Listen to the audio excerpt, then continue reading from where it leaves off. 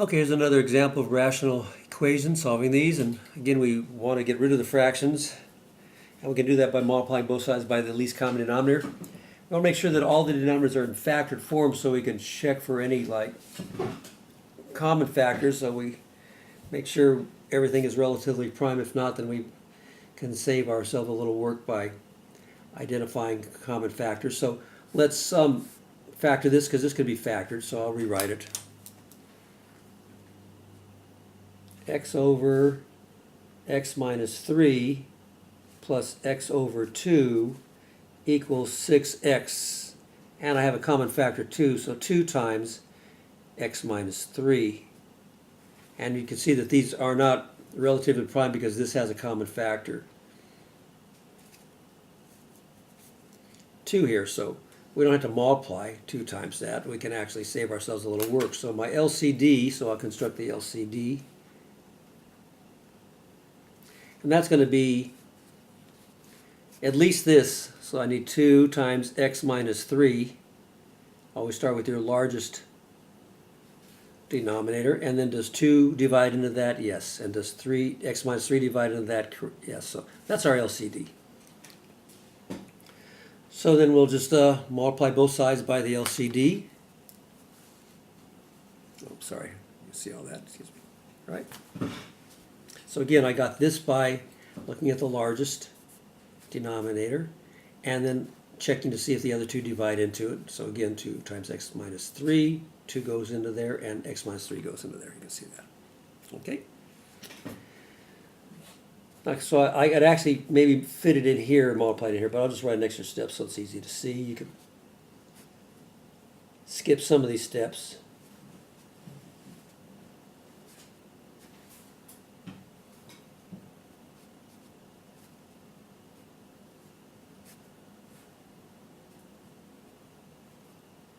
So I'm going to multiply every term. Remember, terms are separated by addition or subtraction. So I got 3 terms, 1, 2, 3 terms. I'll multiply every term by the LCD. So this by 2 times x minus 3, 2 times x minus 3, and times 2 times x minus 3. All right, and hopefully that's going to make this a lot easier to deal with. So here the x minus 3 over x minus 3 makes 1. Here the 2 over 2 makes 1. And here the 2 x minus 3, 2 over x minus 3 makes 1. 1 over 1 is 1, so we say they cancel out. And some professors don't like that term, so they make 1s. That's another way of writing it, or saying it. Now what's left on the top here is 2x. I got 2x here, plus x times x minus 3 here, and that equals just 6x here.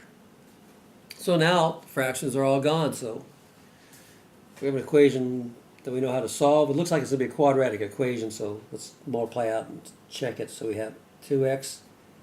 X times x is x squared, and x times negative 3 is negative 3x, and that equals 6x. So yes, we're going to have a quadratic equation. So we have to set it equal to 0. So I'll try to get everything on the left. So on the left here I've got x squared, and then 2x minus 3x is negative x, and that equals 6x. So I'll simplify, then I'll subtract 6x from both sides.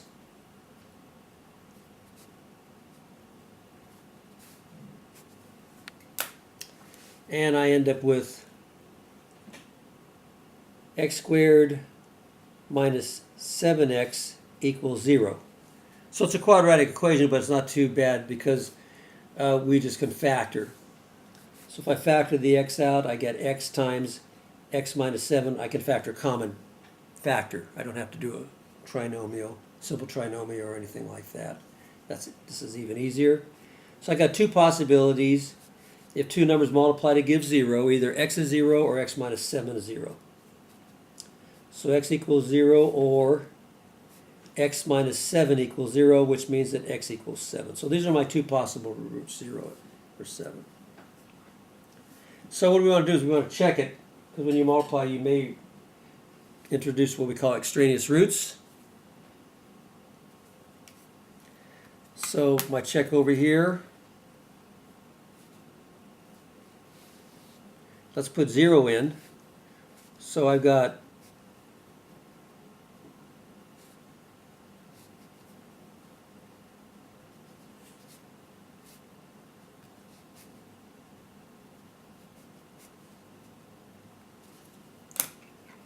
so this was x is 0, so every time I see an x I put a 0, so 0, 0, 0, 0, 0.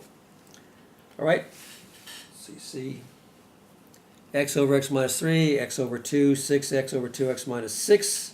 So every time I saw an x I put a 0. Well, this 0 over negative 3 is 0, 0 over 2 is 0, and 6 times 0 is 0 over negative 6 is 0, so that's checks.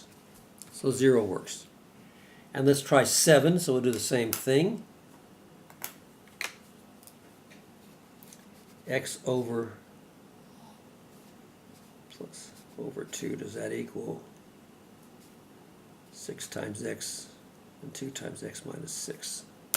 So put 7 in here and check that.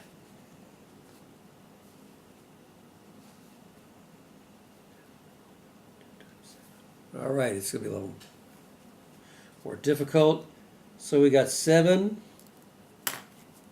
over 4 plus 7 over 2. I'll put the question mark there. Does that equal, what's 6 times 7? 42 over 14 minus 6. Okay, well, my least common denominator here is 4, so I'm going to make this 14 over 4, so I'll multiply the top and the bottom here by 2.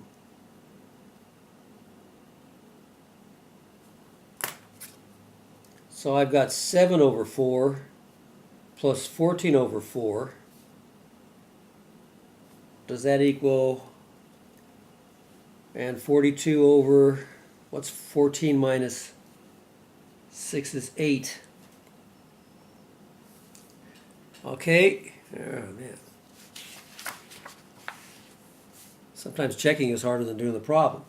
Okay, so 7 plus 14 is 21, so I got 21 over 4, and 42 over 8, if I divide the top and the bottom by 2,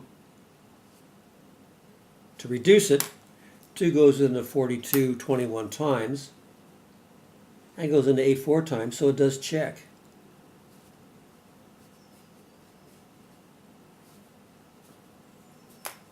So there we go.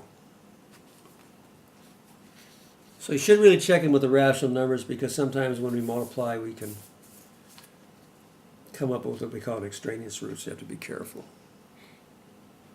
Okay. And again, always make sure that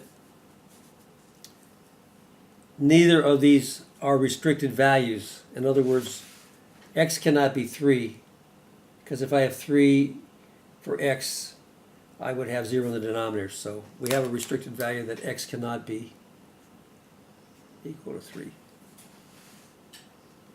So if we got a 3 here for one of our roots, that right away be thrown out. So you always got to check. Okay? All right, that's a good one.